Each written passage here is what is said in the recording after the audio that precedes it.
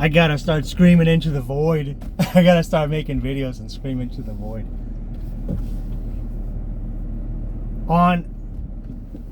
Just on Twitter, man. It's gotta be trolls and dumb people and unhappy souls. I'm no cakewalk on Twitter, I can tell you that.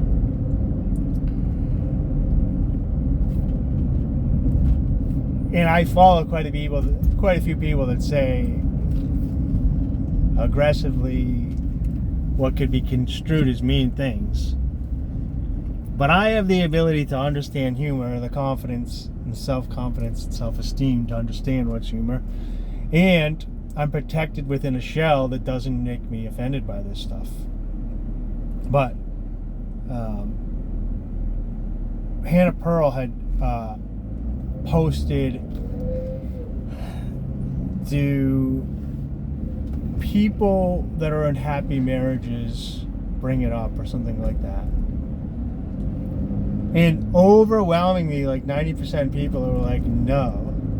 And I was one of the few people, like the 10% that said yes.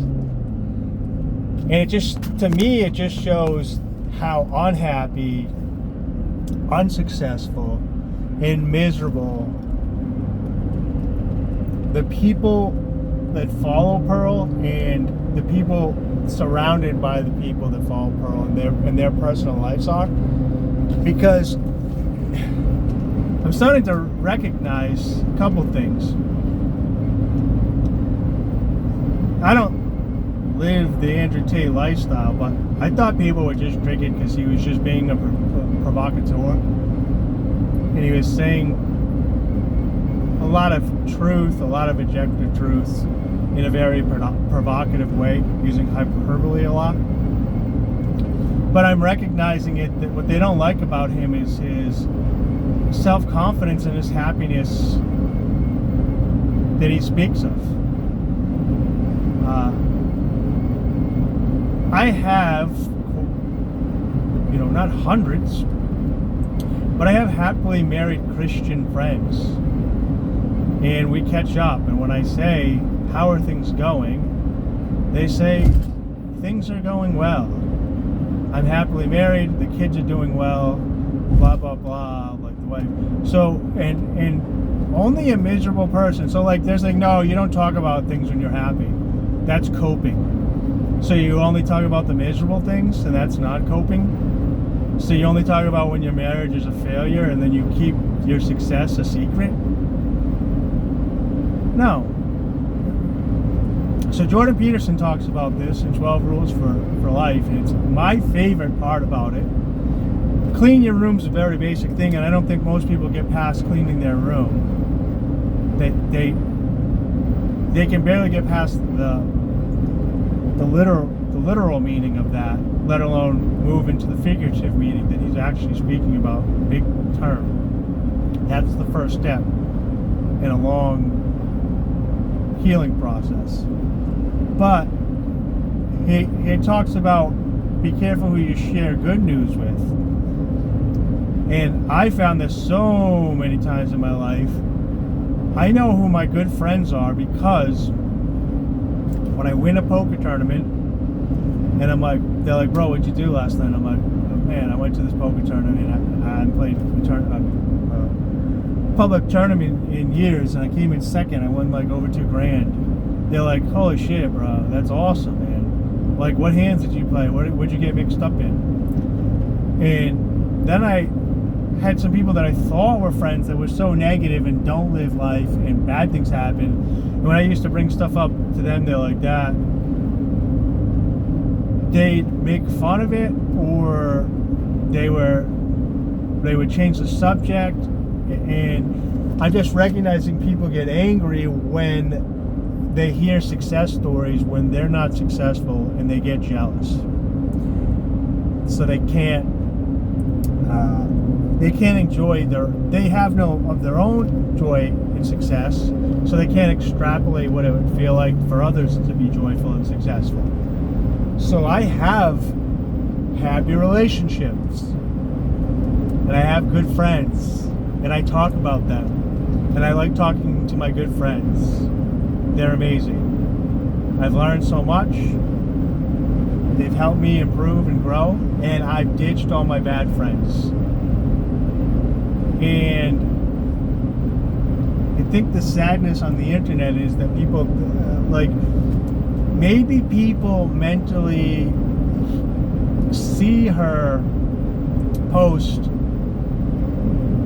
that and think, do you make videos about your happy marriage? And then it's like, well, if your marriage was happy, you wouldn't talk about it. You would keep it off the internet. So maybe, I guess there's some argument there, but then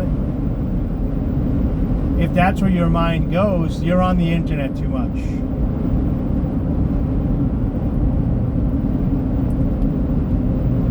People that do amazing, good, moral, fun, exciting things, that have happy, exciting, fun, well-balanced, managed lives, you talk about it and you share it. And when I made my comment, I mentioned Christianity, and that I had some Christians that talk about it, how happy their marriage are, and they even got more. I even had some fake Christians say, oh, that faith is private and don't talk about that, and you're giving it a bad name. And God is like, no, if you are a true Christian, and as a philosopher I do this as well, so I think this is a great thing about that the Muslims and Christians do and should do, and that free advocate for free speech should do, is speak the word of God, which doesn't necessarily have to be reciting passages from the Bible and talking about it in that manner. It could just be talking about the positivities of the natural order and structure of your society, your happiness. I live a moral lifestyle, and I'm having good positive outcomes from being moral and nice and kind. And there's devils and individuals that will try to tell you, oh, be humble, don't talk about that stuff. It's like, no, speak the word. Because if you don't, they have a bunch of devils showing money, shaking their ass, and the politicians pretending like that's success. Those are the miserable ones. And if you're not talking about the good stuff, your option is only to talk about the bad stuff, or not talk about any stuff. So if that's the case, and that's what's going on, then you're even in a worse situation. So if you have a happy marriage, and a marriage is the children, it's the bond, the children that are created, that are married from the two strands of DNA, which bonds you for life. And those children are going to have a much better life when the parents stay together in a partnership, because you can no longer be separated. You're always bound by that children. That's why marriage is until death does you part. It has nothing to do with paperwork or ceremonies or government things. You need to speak about it and teach about it. So just by saying my marriage is happy, for some people is enough for them to then at least watch what you're doing in your marriage and replicate it so that they're happy. Even if you're not an individual that can explain and teach what's going on verbally or with lessons or whatever, you can at least do it by openly promoting your happiness so people can mimic and replicate. Monkey see, monkey do. Their life via marriage or whatever it may be. Kind of reminds me of this funny joke that I got that the person that they thought would get wouldn't get, but it's Norm Macdonald's podcast, and this is relevant. He's got a Jewish co-host named Adam Egan. Rest in peace, Norm, to the GOAT. And Jerry Seinfeld's on, and Jerry says, oh, I got a good Jew joke for you. And Adam Egan says, do you get it? And, oh man, what? I wish I would have never brought this up now because I'm blanking. But basically,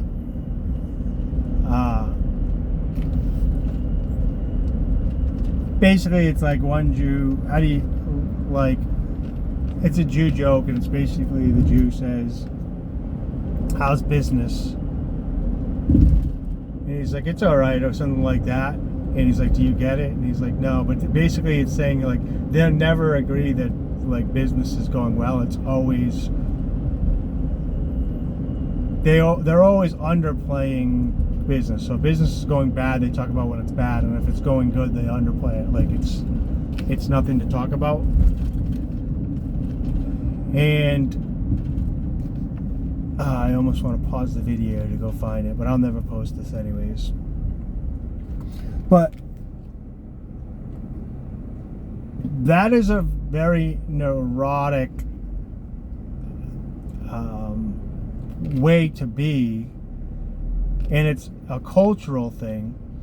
But like if you figure out science, or you figure out safety, or you figure out a cure for cancer, or you figure out something positive, and you're living that positivity, and you're like, well, I'm going to keep that secret, that goes against the very teachings, because you're supposed to be speaking the word of God, which is all that stuff that I just mentioned needs to go out, be reminded, helped, and flourish, so that people can learn it and then re-preach it. And actually in private, when the goys aren't around, Jewish people are actually really good at this. They have a bunch of ceremonies throughout the year. So they have their holiday, they have the scriptures, and then they have rituals and stuff that they go through on each one of these holidays, and they story tell. So if the lights go out, the powers go out, or all the books get burnt, or they get displaced, they don't lose their data that they've collected about their history, and they can pass it on through these rituals and stories and stuff. They are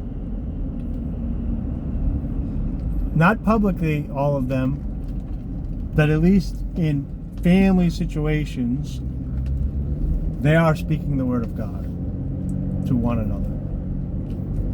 So I would urge you not to keep your happiness a secret. Maybe the young people, and this is the last I'll say, benefit of the doubt, the adverse advocate, the opposition advocate, is that they're talking about like when TikTokers and Instagrammers only show a highlight reel. So they assume if you say your marriage is going good and never say it's going bad, that you're only talking about the highlight reels. And so it's fake, it's a cope.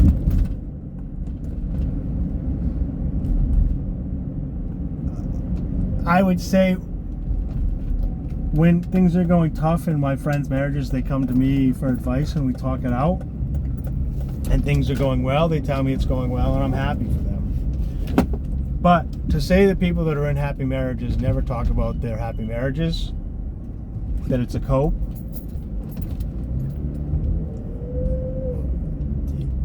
you need to level up.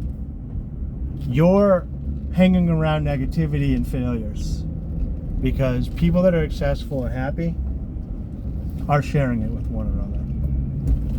And if you don't have good news, you better get your life in order so you can create some good news to share, because people that got good things going for themselves don't want to hang out with people that don't have good things, aren't happy, and don't have things going for themselves. That's about it.